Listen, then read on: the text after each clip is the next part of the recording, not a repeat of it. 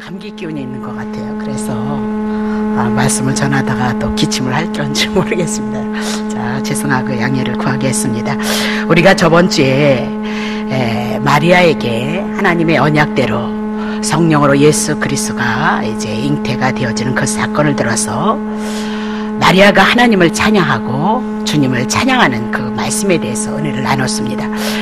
자, 마리아가 그 찬양을 한 것은 자기 아내 뱃속에 성령으로 잉태되어진 예수님이 자기를 향하여서 구원을 이루기에 그 구원을 믿고 바라보면서 기뻐하고 찬양했다, 그렇게 얘기를 하고 있습니다. 자, 마리아를 통해서 구주가 태어나심을 바라보는 그 가정 속에서 이제 그 예수 그리스도가 이 땅에 오셔서 큰 일을 행하시는데, 대사를 행하시는데, 그 큰 일이 구약 성경서부터 하나님이 예언하셨던 그 예수 메시아가 오셔서 이스라엘 백성을 향하여서 비천한 자들을, 제 가운데 있는 자들을 향하여서 긍휼을 베푸시고 구원을 베푸시는 것이다라고 그렇게 얘기를 했습니다. 그래서 권세 있는 자 예수 그리스도를 영접하지 않는 자를 내리치시고, 비천한 자는 하나님 내가 죄인이어서 그리스도를 보내신 예수를 영접함으로 그들을 높이시겠다라고 그렇게 얘기를 했습니다.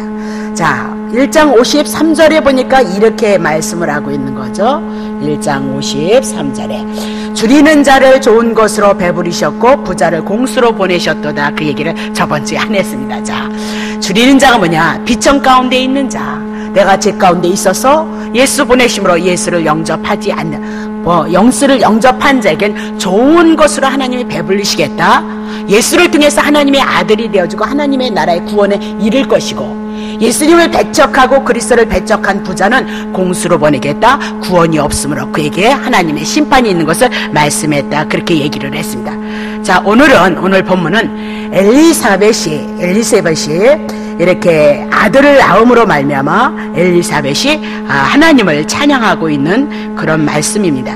늘 여러분에게 말씀을 드리지만 엘리사벳이 요한을 낳아서 하나님의 은혜를 이뤄갔을지라도 엘리사벳도 그렇고 요한도 그렇고 성경에서 누구든지 예수 그리스도를 증거하는 데 목적이 있다는 사실을 놓치시면 안 된다, 그 얘기입니다. 그래서 세례 요한에 대한 출생이 오늘 본문에 많이 있지만, 세례 요한은 예수 그리스도를 증거하기 위해서 이 땅에 보내심을 받은 선지자이기에 예수가 누구인가를 증거하기 위해서 예수는 우리의 구원의 불, 구원의 능력이 되시고 돋는 해가 되셔서 우리에게 빛으로 임하신다는 그런 주제를 가지고 은혜를 나눌까, 그렇게 생각을 합니다.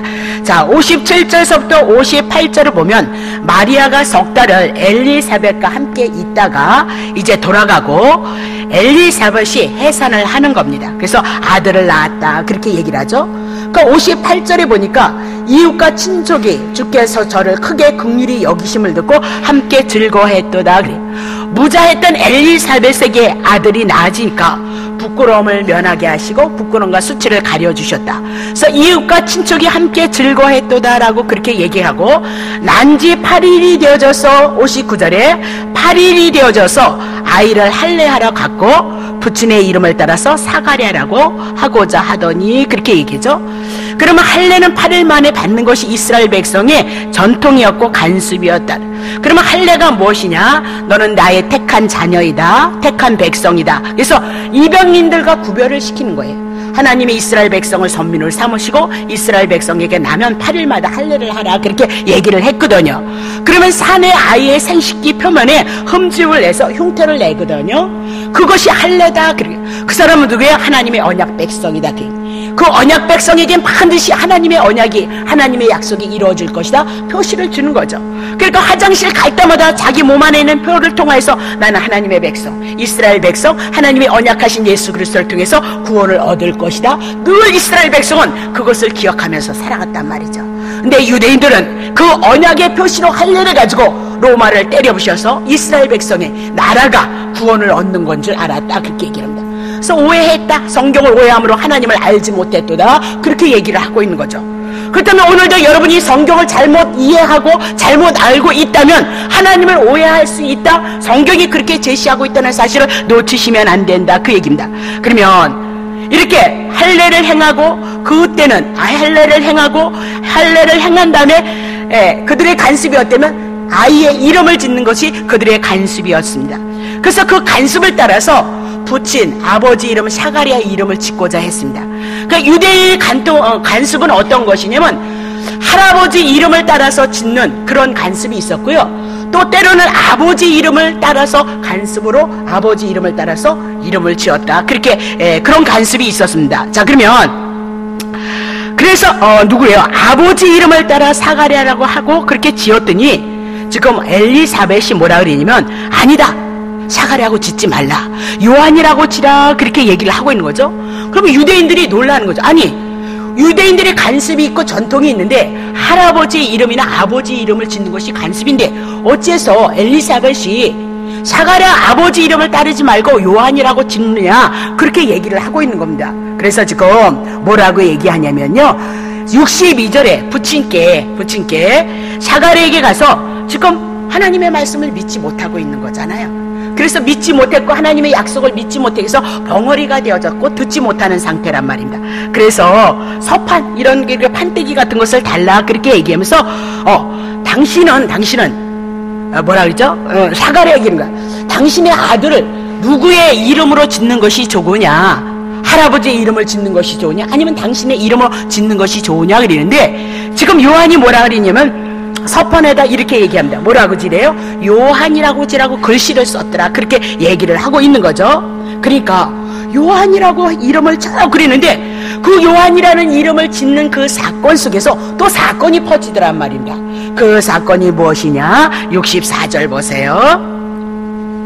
자, 봅시다. 64절.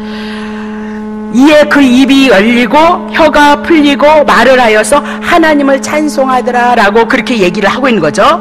그러면 특별하게 사가랴라고 이름을 준 것은 그 무자한 가운데서 아들을 주셔서 아들을 낳게 해서 하나님의 특별한 은혜를 입은 자가 누구냐면 엘리사벳하고 사가랴다 그 얘기입니다.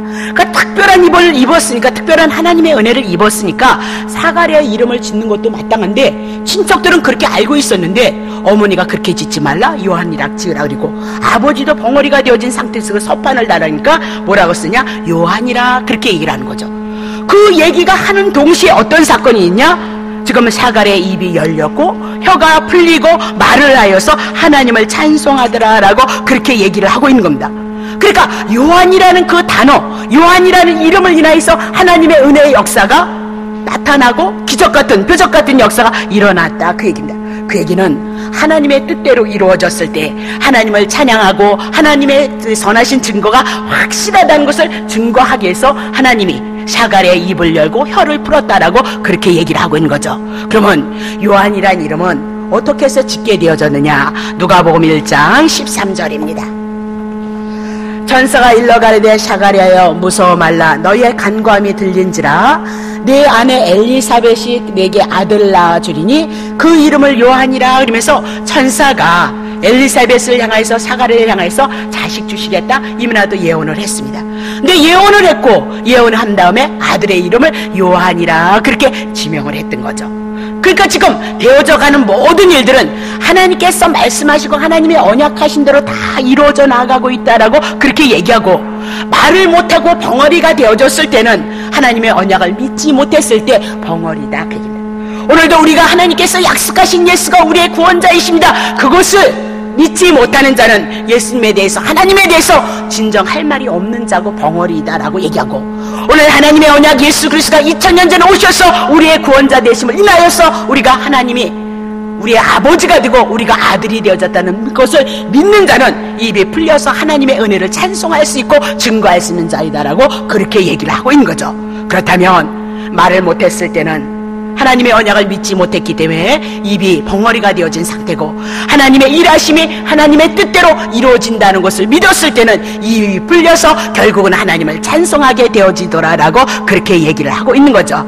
자, 그러면 사가랴는 혈통적 범위를 떠나서 할아버지와 아버지 이름을 지어야 되는데 혈통적인 범위를 떠나서 요한이라는 이름을 천사가 주었다는 것, 그것은 하나님의 특별한 섭리가 있고 특별한 계획하심이 있고 그것을 믿음으로 받아들였고, 요한은 하나님 앞에 은혜를 입을 자다, 은혜를 베풀 자라는 그 말씀이 이스라엘 백성에게 이루어진다는 것을 믿었기에 그의 입이 풀리고 혀가 풀려졌다라고 그렇게 얘기를 하고 있는 겁니다. 자, 그러면 65절에 이제 입이 풀리고 혀가 풀리고 입이 열리고 하나님을 찬송하는 그 일들이 그대로 이루어지니까 65절에 근처에 사는 자가 다 두려워하는 거죠. 도대체 이게 무슨 일인고.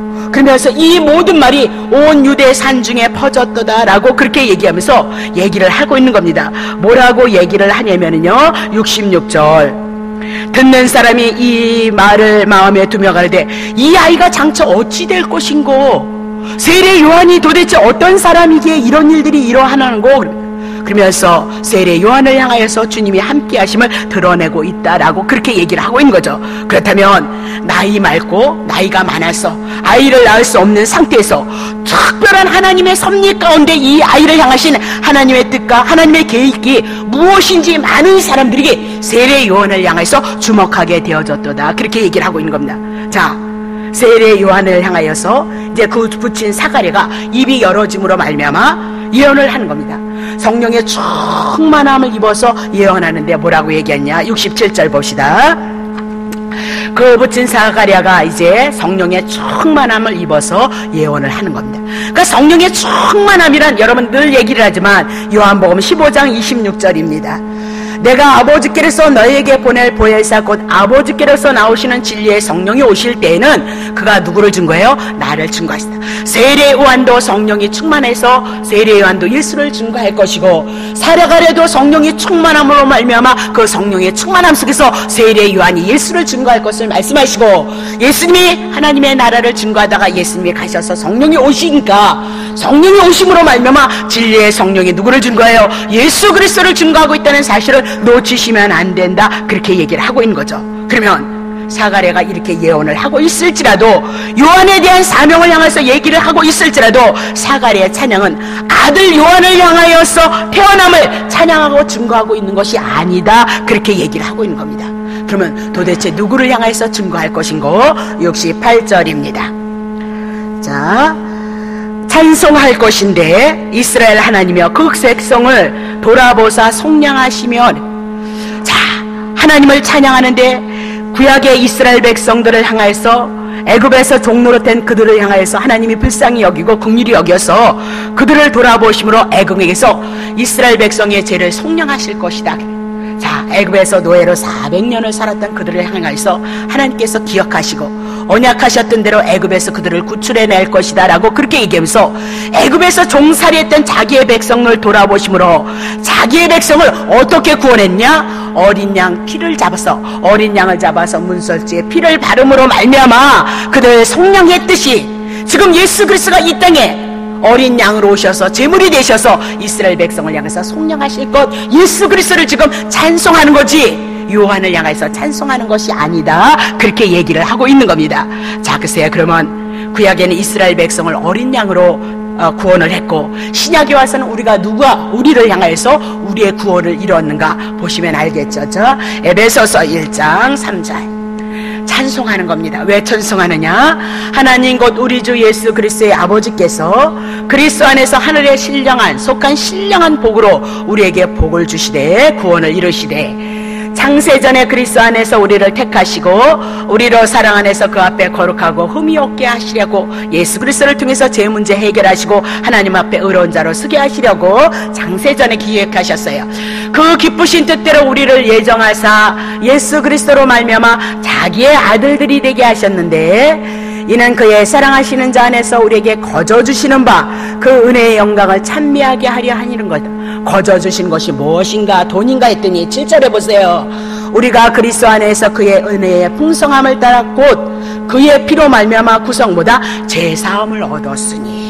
우리가 하나님을 왜 찬양해야 돼요? 하나님께서 하나님의 아들 예수 그리스도를 보내시기로 창세전에 기록하시고 창세전에 당신의 택한 백성들을 향해서 구원을 이루시기 위해서 이 땅에 예수 그리스도가 오셔서 우리의 죄를 위해서 죽으시고 우리를 살려내셔서 우리를 의롭게 하셔서 우리가 그 예수를 믿으러 우리가 하나님의 자녀가 되어졌도다, 하나님의 나라가 임했도다라고 그렇게 얘기를 하고 있는 겁니다. 자, 그러면 누가복음 1장 29절 보세요. 69절. 자, 우리를 위하여서, 이스라엘 백성들을 위하여서 구원의 뿔을 그 종 다윗의 집에 일으켜셨도다라고 그렇게 얘기를 하고죠.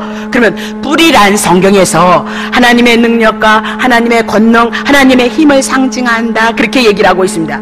자, 그러면 그 뿔이 어떤 뿔이에요? 구원에 대한 뿔, 구원에 대한 능력과 구원에 대한 힘과 구원에 대한 그 권세를 어디에서 일으키신대요?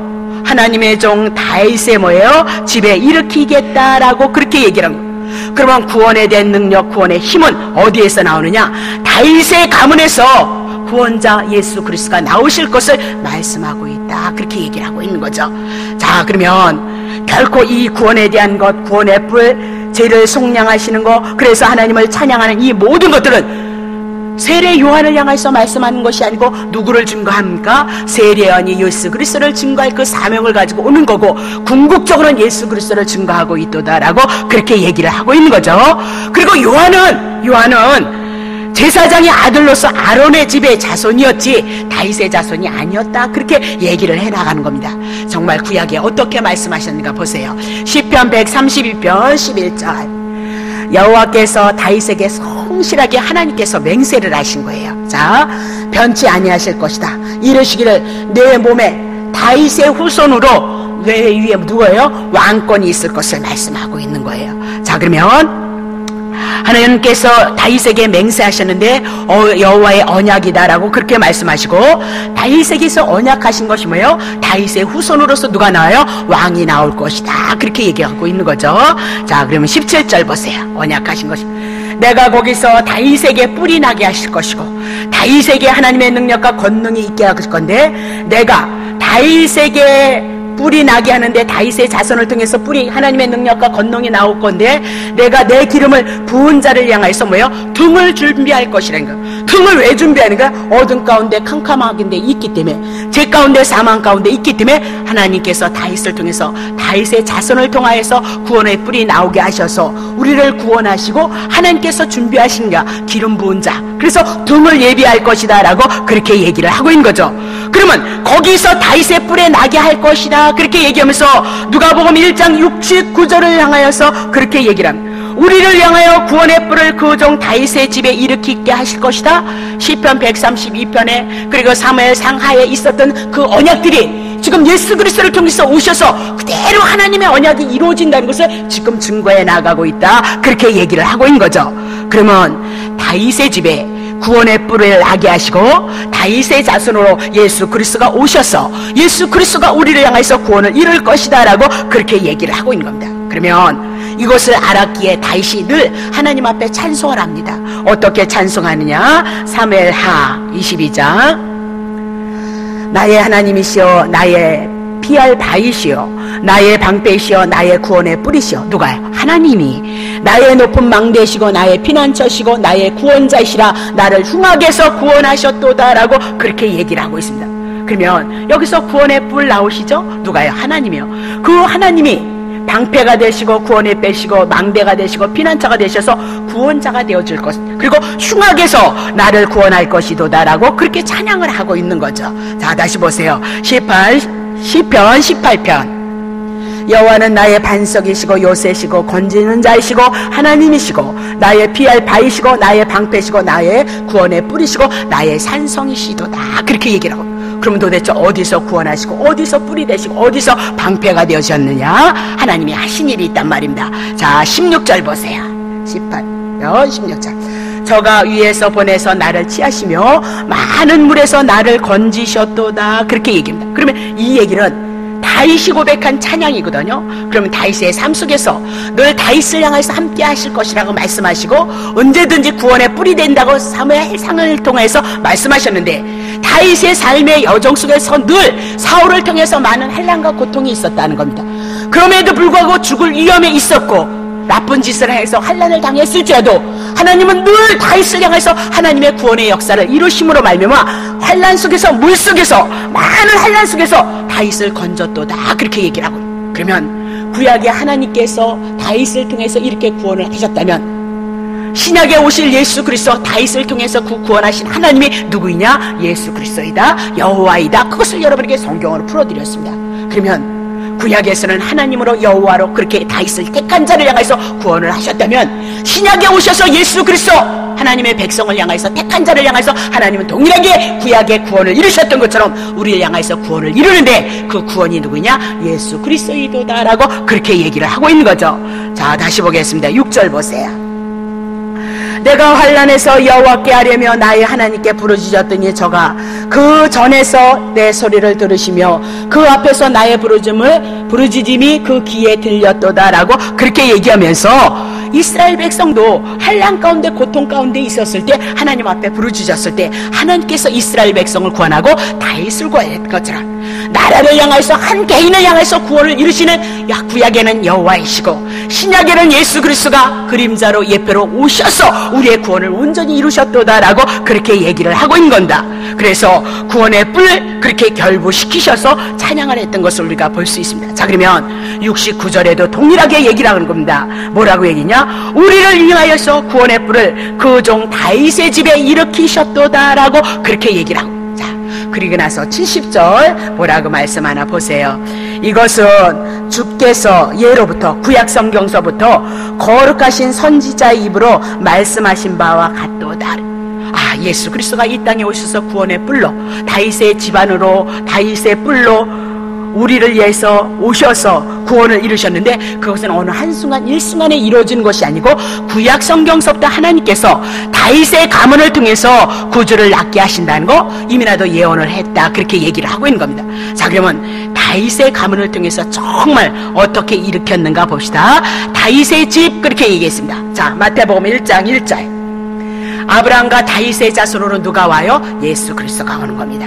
다윗의 후손으로 다윗의 가문을 통해서 누가 옵니까? 예수 그리스도가 왔도다. 그러면서 다윗의 가문을 통해서 예수가 오심으로 그 말씀이 이루어지고 성취되어졌도다라고 그렇게 얘기합니다. 그러면 다윗의 집을 향해서 일으키시는데 그 백성을 돌보고 속량하셔서 구원의 뿔을 일으키신다라고 그렇게 얘기하죠.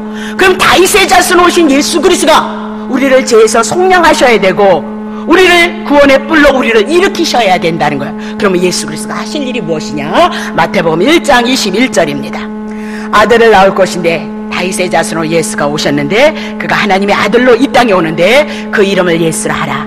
이는 그가 자기의 백성을 저희의 죄에서 구원할 자 이 시민이라 이러면서 구원이다라고 그렇게 얘기를 하고 있는 겁니다.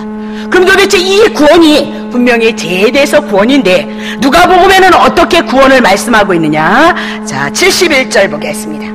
우리의 원수에게서와 우리를 미워하는 모든 자에서 구원하시는 구원이도다라고 그렇게 얘기를 하고 있어요. 그러면 우리의 원수가 누구이냐 이 말입니다. 우리의 원수에서 우리를 미워하는 모든 자의 속에서 우리를 구원하실 것이다 그렇게 얘기를 하고, 우리의 원수가 누구이냐? 우리의 대적자 향악가자가 누구이냐? 자, 보겠습니다. 요한복음 8장 34절 예수께서 대답하시되 진실로 진실로 너에게 이르노니 죄를 범하는 자마다 죄의 종이 되어졌도다 그렇게. 그러면 하나님 앞에 원수, 우리가 하나님의 에덴을 주셨는데 왜 잃어버렸냐? 하나님의 말씀에 불순종했다. 불순종함으로 우리는 하나님의 백성이 아니고 마귀, 뱀의 말을 들음으로 뱀의 종이 되어졌도다 그렇게 성경이 얘기를 하고 있어요. 아담 이후에는 모두가 죄 가운데 태어남으로 말미암아 우리가 사단에게 묶인 가 되어져서 이 땅의 삶의 슬픔과 곤고 속에서 살아갈 수밖에 없다는 것을 말씀하시고, 예수님이 오셨을 때 유대인의 모든 삶은 고통이었다. 로마로부터 압제 받은 것도 죄 가운데 있다는 것을 말씀하시고요. 귀신에게 붙잡혀서 꼼짝 못한 것도 죄 가운데 있다는 것을 말씀하시고요. 병들어서 예수님이 오셔서 병든 자를 고치는 것도 죄 가운데 있으므로 병이 들었음을 우리들에게 말씀하고요. 예수님이 구원자 되심으로 병든 자를 안수해서 병을 고치고 귀신을 쫓아내는 것도 예수가 우리의 구원자라는 것을 증거하기 위해서 표적과 이적을 드러내고 있도다 그렇게 성경이 우리에게 제시를 했다 그 얘기입니다. 그러면 도대체 원수에게서 우리를 미워하는 모든 자에서 우리를 구원하시는 구원이다라고 했을 때 우리의 원수는 궁극적으로 누구냐? 아담과 하와를 깼던 뱀, 사단, 마귀를 얘기하고 있단 말입니다. 그럼 우리는 분명히 하나님의 율법을 지키지 못하니까 죄인이다. 그러면 죄의 종 가운데 사단에게 묶인 바 되어졌다 그렇게 합니다. 죄 가운데 있는 우리의 형편이 어떤 형편이냐? 44절 8장 33절을 쭉 끌어내면서 40절로 오면서 보여요. 너희는 너희 아비 마귀에게 낫도다라고 얘기하면서 죄 가운데 있는 우리의 형편은 어떤 형편이냐? 하나님이 선택한 이스라엘 백성들일지라도 죄 가운데 있기 때문에 그들은 어떤 형편이었냐? 마귀에게 속해 있는 자다, 사단에게 묶인 자가 되어졌도다라고 그렇게 얘기를 하고 있는 거죠. 그러면 예수님께서 구원의 뿔로 이 땅에 오셔서 죄에서 우리를 구원하심으로 우리를 해방하시는데, 우리의 원수, 우리를 미워하는 자가 누구이냐? 마귀다, 사단이다 라고 그렇게 얘기를 하고 있는 겁니다. 자, 그럼 보세요. 왜 우리를 구원하시느냐? 도대체 하나님께서 이스라엘 백성을 구원하시고 우리를 왜 구원하시느냐? 72절이요. 누가복음 1장, 우리의 조상을 불쌍히 여긴 거예요. 이스라엘 백성, 조망만한 이스라엘 백성을 불쌍히 여기고 당신의 선민을 섬기셨습니다. 그래서 그들에게 거룩한 언약을 하셨어요. 거룩한 언약을 하셨는데 3절, 곧 우리 조상 아브라함에게 맹세하신 맹세이도다 그러면서 하나님이 이스라엘 백성을 향하여서 우리에게 왜 하나님께서 이 구원을 이루시느냐? 먼저 국류를 불쌍히 여기셨고요, 당신이 언약을 하셨고요, 그 언약을 반드시 이룰 것을 맹세하셨기 때문이다. 그러면 도대체 아브라함에게, 이렇게 믿음의 조상 아브라함에게 언약하시고 맹세하시고 불쌍히 여기신 그 언약이 도대체 무엇인고? 창세기 22장, 여호와의 사자가 하늘에서부터 두 번째 아브라함을 불러서 가라사대 여호와께서 이르시기를 내가 나를 가리켜서 맹세하느니, 스스로가 맹세를 하는 거죠. 내가 이같이 행하여 내 아들 내 독자를 아끼지 아니하였은즉 내가 내게 큰 복을 주고 내 씨로 크게 성하여서 하늘의 별과 같고 바닷가의 모래에 같게 하리니 내 씨가 그 대적의 문을 얻으리라. 내 씨로 말미암아 천하 만민이 복을 얻으리니 이는 내가 나의 말을 준행하였음이니라 하셨느니라 하니라. 그렇게 얘기합니다. 그러면 아브라함이 이삭을 드린 후에 지금 말씀하고 있는 겁니다. 그러면 아브라함이 여호와의 말씀을 준행하는 행위가 복을 받게 했느냐? 그런 것이 아니다. 한번 잘 들어보십니다. 하나님께서 일방적으로 아브라함에게 찾아오셔서 복을 주셨습니다. 그 당신이 일방적으로 찾아오셔서 복 준다고 했으니까 복을 주셔야 되는 겁니다. 아니, 아브라함 복 달라고 하지 않았어요. 바벨탑 가운데 하나님의 심판 가운데 있는 아브라함에게 일방적으로 찾아오셔서, 죄인에게 찾아오셔서 아브라함에게 찾아오셔서 아브라함에게 복을 명하시고, 복을 명하셨으니까 당신이 복을 주셔야 하기 때문에 아브라함을 떠날 수 없다, 그 얘기를 하고 있는 겁니다. 그러면 정말 어디에 복을 명하셨는가? 창세기 12장 2절입니다. 내가 너로 큰 민족을 이루고 내게 복을 주었어. 내 이름을 창대케 하리니 너는 복의 근원이 되어질 것이다. 너를 축복하는 자에겐 내가 복을 내리고 너를 저주하는 자에겐 내가 저주할 것인데 땅의 모든 족속이 너를 인하여서 복을 얻을 것이니라. 그렇게 얘기하죠. 그러면 복을 주실 것을 맹세하고 언약하시고 그 언약을 이루어 주실 것을 아브라함으로 믿게 하여 주신다, 그 얘기입니다. 자, 그러면 아브라함으로 하여금 믿게 하시고 여호와가 떠나지 아니하고 늘 함께 하신다는 것을 아브라함에게, 당신이 언약하셨던 그 복의 내용을 가지고 아브라함에게 약속을 이루셔요. 약속을 이루심으로 아브라함에게 믿음이 있게 하신다, 그 얘기를 하고 있는 겁니다. 그래서 그 믿음으로 하나님은 늘 나와 함께 하시고 당신의 언약을 이루시는 분이기 때문에 이제는 아브라함이 하나님의 언약하신 것을 믿고 그 언약에 순종하게 하는 삶을 살아가게 한다, 그렇게 얘기를 하고 있는 겁니다. 왜 그러면 아브라함을 향해서 하나님이 맹세를 하셨는데, 복 준다고 맹세를 하셨는데 복을 안 주시면 하나님이 될 수 없고 여호와가 될 수 없다, 이 얘기입니다. 그래서 언약하신 그 복을 이루시기 위해서 늘 떠나지 아니하고 그 약속의 말씀을 반드시 이뤄내므로 아브라함에게 믿음이 생기는 겁니다. 그래서 아브라함이 자연스럽게 이제 아들을 바치는 것도 이 아들의 후손이 나온다라는 그 말씀을 주셨기 때문에 죽어도 살릴 것이라는 믿음이 생기는 거죠. 100세에 어떻게 아들을 낳겠어요? 자기의 힘으로 하지 않냐고 하나님이 약속하셔서 아들을 주신다고 말씀하시더니 약속으로 아들 주시니까 하나님이 하게 하셨다. 그 믿음이 아브라함에게 있게 하셨다, 그렇게 얘기합니다. 자, 다시 정리합니다. 이거 너무 중요한 거예요. 자, 하나님은 먼저 언약하시는 거예요. 그리고 언약한 것을 하나님이 이루시는 거예요. 하나님이 이루심으로 말미암아 우리에게 믿음을 주신다. 그러면 우리는 어떻게 믿음이 오느냐? 하나님이 구약에서 아브라함에게 언약하셨고 그것을 이루시는 거예요. 아브라함을 쫓아다니면서. 그러더니 그 말씀이 다 이루어지는 거예요. 우리는 성경의 그 모든 말씀이 그런 말씀인 거예요. 그런 말씀을 배우고 공부해 나감으로 말미암아 하나님은 이렇게 하시는 하나님이라는 것을 우리에게 믿음을 주신다. 이 믿음이 와지니까 예수님을 통해서 구원이 이루어진 그 믿음의 확신과 감사와 찬양이 있기 때문에 우리가 하나님 앞에 순종할 수밖에 없는 거예요. 아무리 복받으라 하래도 여러분이 복받기 위해서 순종하느냐? 순종하지 않아요. 하나님의 말씀을 물에 흘려보내듯 여러분을 흘려보내는 거예요. 그런데 오늘 하나님께서 하나님의 언약하신 것을 이루셔요. 예수 보내셔서 구원하시고 제 가운데 우리를 속량하셔서 하나님의 자녀로 삼으시는 그 말씀이, 이 말씀을 통해서 우리에게 언약이 이루어진 것이 믿어지게 하심으로, 내가 구원의 반열에 서고 하나님의 자녀의 반열에 섰다는 믿음이 있게 하심으로 주님을 찬양케 하시고 주님을 섬기는 믿음의 삶을 살아간다, 그렇게 말씀을 하고 있는 겁니다. 믿음을 주신 것, 그래서 하나님의 선물인 거예요. 그래서 그 은혜를 입은 자들이 오늘도 하나님의 나라를 위해서 순종하고 복종해 나간다, 그렇게. 그러면 아브라함을 통해서 주신 언약이 뭐예요? 아브라함의 씨로 천하 만민이 복을 얻을 것이다. 아브라함과 다윗의 자손은 누가 오셔요? 예수가 오셔서 이 땅에 천하 만민 하나님의 택자이 되게 하나님의 구원이 있을 것을 말씀하고 있다. 가나안 땅은 구약의 그림자로 천국을 얘기하는 거고, 그림자이신 그 예수 그리스도가 이 땅에 오셔서 하나님의 나라 예수 그리스도가 천국을 이 땅에 가지고 왔도다. 그가 예수 그리스도에 대한 이 말씀이 여러분에게 믿음이 되어지면 하나님의 은혜를 누릴 수 있어요. 풍요롭게 누릴 수 있어요. 어렵고 힘들어도 꿋꿋이 주님을 바라봄으로 하나님의 나라의 그 은혜를 누려갈 수 있는 축복이 있다, 그 얘기를 하고 싶은 겁니다. 자, 그러면 아브라함의 씨로 뭐한대요? 원수들을, 대적의 문을 얻을 것이다. 원수들을 무너뜨릴 것이다. 사단의 나라를 무너뜨리고 하나님의 나라의 백성으로 우리를 다시 기속시킬 것을 창세기 22장에 이미 나도 언약하셨고, 그 말씀을 이루시기 위해서 예수가 다윗의 가정에 구원의 뿔로 오셔서 우리의 구원을 이루시고 있도다, 그렇게 얘기를 하고 있는 거죠. 자, 갈라디아서 3장 16절. 하나님의 약속한 것들은 아브라함과 그 자손에게 말씀하신 것인데 여럿을 가리켜 그 자손이라 하지 아니하시고 오직 하나를 가리켜 내 자손이라 하셨으니 곧 그리스도다. 아브라함에게는 이스마엘도 있었고 구드라가 6명을 낳고 또 이삭도 있었고 8명, 그리고 또 이삭을 통해서 얼마나 자손들이 많이 나왔어요. 그들은 누구를 구원할 자가 못 돼요.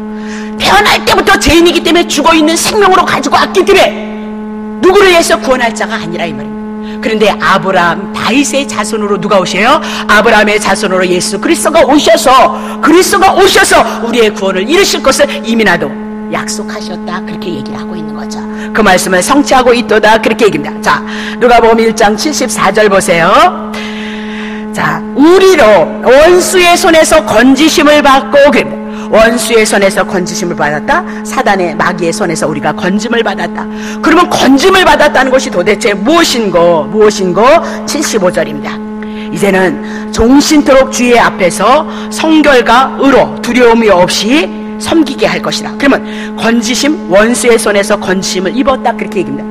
그럼 원수라는 것이 도대체 무슨 내용이냐? 예전에는 하나님 앞에 죄인이 되어서 하나님 앞에 나갈 수 없었다.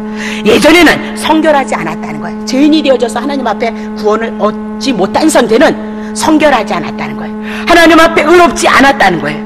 그래서 늘 두려움 가운데 있었다는 거예요.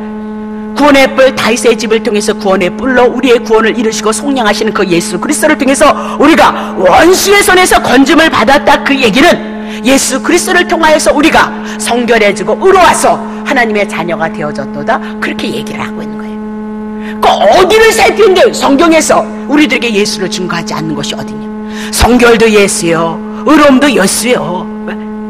어디 가면 성경에서 예수 증거하지 않는 데가 어디 있느냐, 그렇게 얘기를 합니다. 자, 그러면 정말 예수가 우리를 성결하고 하나님 앞에 의롭게 하셨는가? 디도서 2장 14절.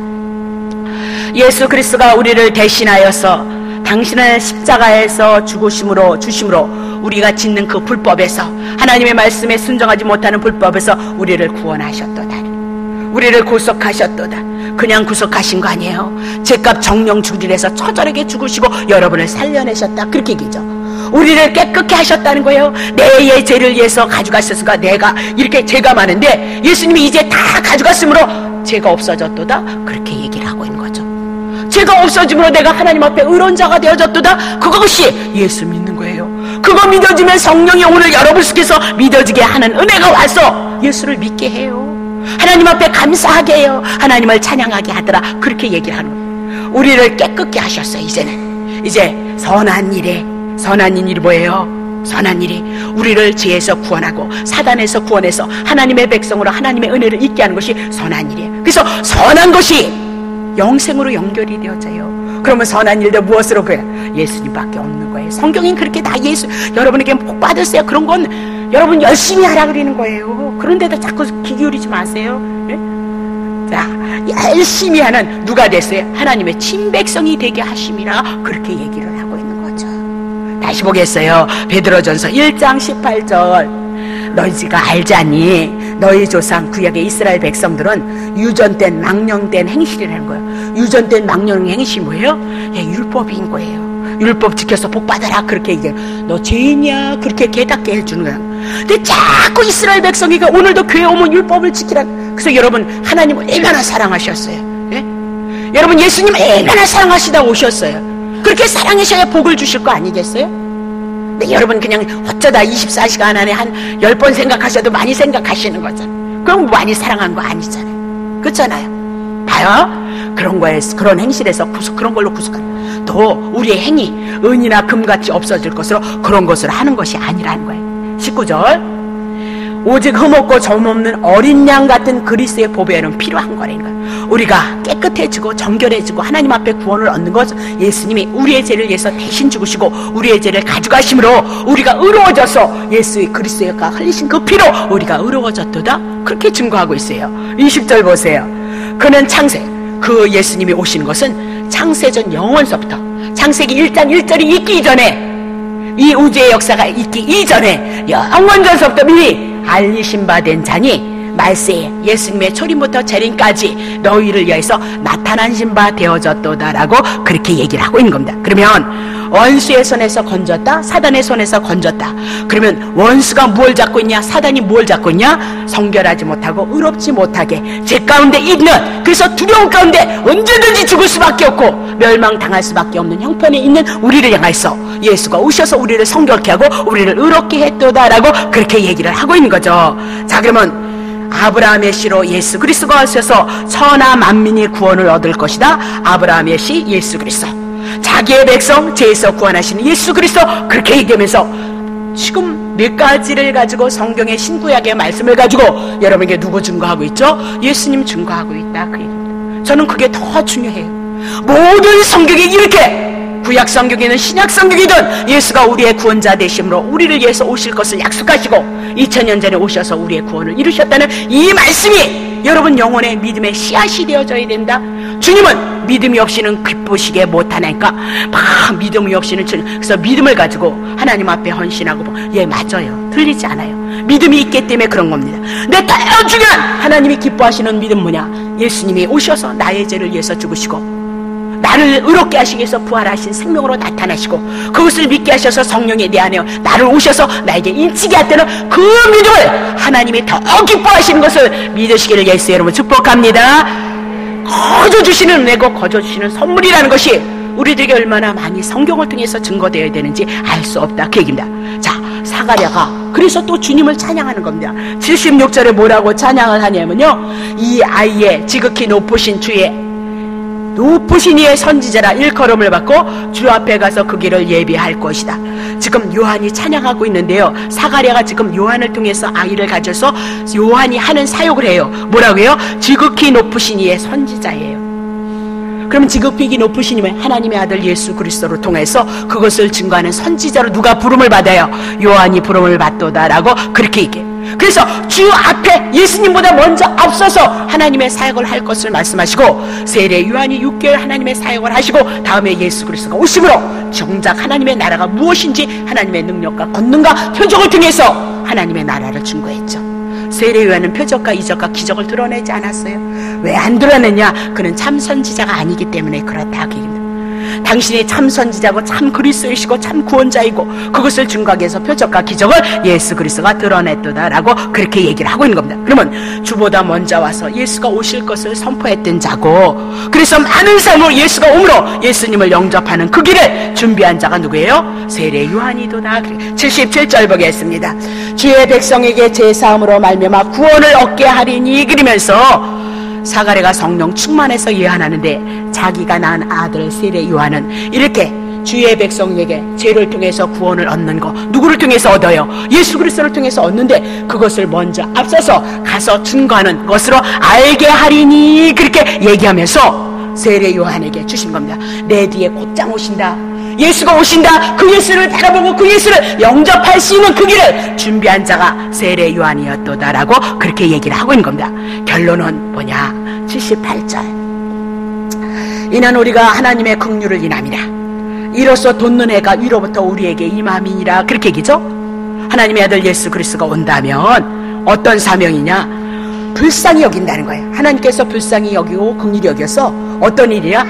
이렇게 해가 이렇게 아침에 보시면 이렇게 해가 졌죠. 이렇게 돋는 해가 하늘로부터 우리에게 이스라엘 백성에게 임할 것이도다. 불쌍히 여겨서 어떻게 한대요?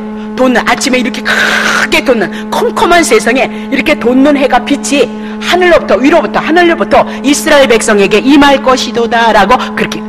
그럼 하늘로서 돋는 이스라엘 백성이 임하는데 돋는 해가 도대체 누구냐? 말라기서 4장이죠. 그러니까 이제 여러분이 그렇게 하는 거죠. 성경 많이 아시니까. 아이, 분명해. 돋는 해는 예수 그리스도. 그렇게 하시면 안 된다니까요. 성경에서 어떻게 돋는 해를 증거하고 있는가, 그 말씀이 어떻게 이루어졌는가, 그것이 풀어지면 안 된단 말입니다. 자, 다시 보세요. 말라기 선지자를 향하여서 내 이름을 경외한 너에게. 말라기 때는 400년 동안 하나님의 음성이 없었어요. 그만큼 제약된 세상을 살고 있었어요. 그래서 하나님을 경외한 너에게 의로운 해가 떠오를 것이다.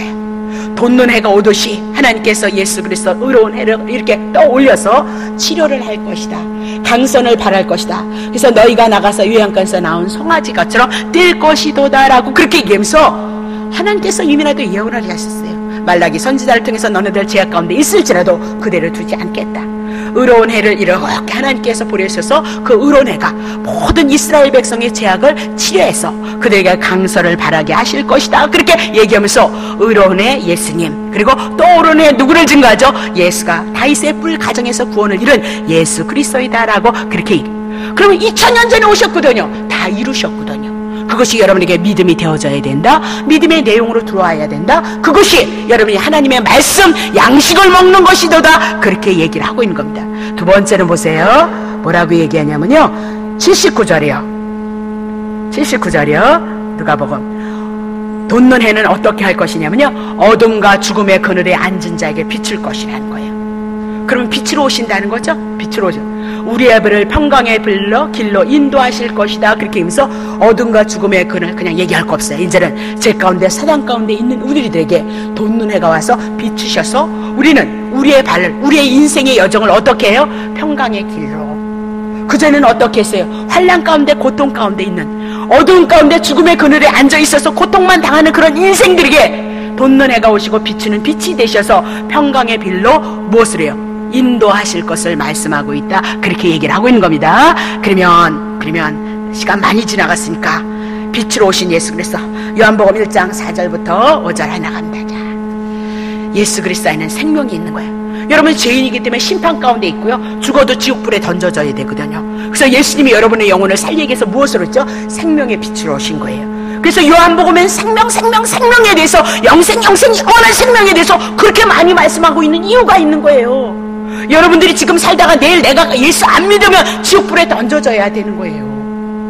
그 은혜를 입었는데 우리의 영혼이 어둠 가운데 있고 어리석은 가운데 있기 때문에 이 생명을 알지 못하고 누리지 못하고 늘 육신에 속해서 육신의 것만을 위해서 예수를 믿는 줄 알고 착각한 여러분 손해예요. 여러분 손해. 주님은 그렇게 하지 않으세요.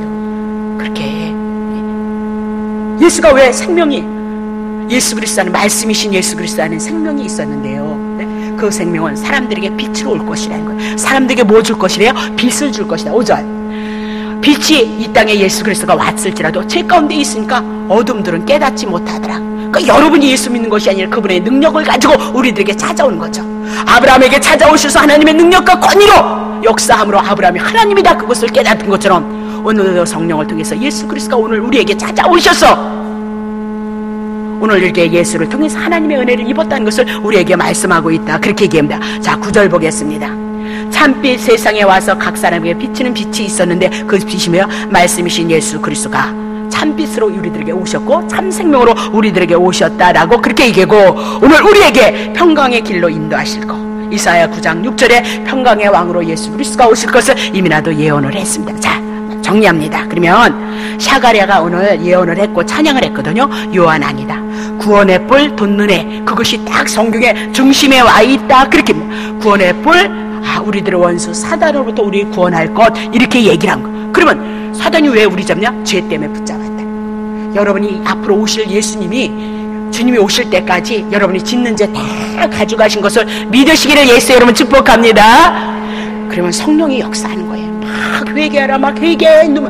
이제는 하나도 눈물 안 흘리잖아요. 회개하라는데, 아유, 회개를 해야 되는데 안 나오잖아. 그래, 어떻게? 빵빵빵빵 찬양하고 빵빵빵빵 음악 틀어놔도 그냥 그 자리에 회개는 하려는데 안 내니까 그냥 애쓰다가 땡땡땡 치면 눈 뜨고 찬양하고 가셔야 되잖아요. 감정적으로 가시면 안 돼요. 감정적으로. 그게 가장 잘못되어질 수 있는 길인 거예요. 알지 못하면서 우리의 감정을 앞세워서 가는 거, 그거 너무 바보 만드는 데는 아주 1등인 거예요. 여러분들이 우리 교회 오셔서 해야 될 건 아주 그냥 징그럽게 뭐 해야 된다? 하나님의 말씀 배워가시는 거예요. 그 말씀을 통해서 여러분, 하나님의 생명이 여러분 안에 차요. 제가 그렇게 살았어요. 제가 은사로 인하여서 막 날뛰고 막 그래서 막 하나님이 막 뒤집어지는 줄 알았는데 나중에 다 망했어요. 그래서 신앙 다시 출발한 거예요. 자, 그러면 돋눈의 그늘 가운데서 치량 강선 우리에게 구원을 주실 것이다. 그러면 70절에 아이가 자라는 거예요. 세례 요한이 자라서 심령이 강해지는 거. 왜? 하나님의 사명을 감당할 수 있도록 누가 함께 하시죠? 하나님께서 그를 향해서 함께 하신다라고 그렇게 얘기하고 있습니다. 엘리사벳의 누가복음 1장, 엘리사벳이 찬양하고 마리아가 찬양하고 샤레가 찬양했을지라도 찬양하는 이유다. 구약에 언약하셨던 예수 그리스도를 이루셨고 성취했도다. 2000년 전에 그것이 우리의 믿음이 되어짐으로 말미암아 여러분 안에도 찬양할 때마다 감정에 흐르지 말고 예수님에 대한 은혜를 붙잡고 하나님 앞에 찬양하기를 예수님으로 소망합니다.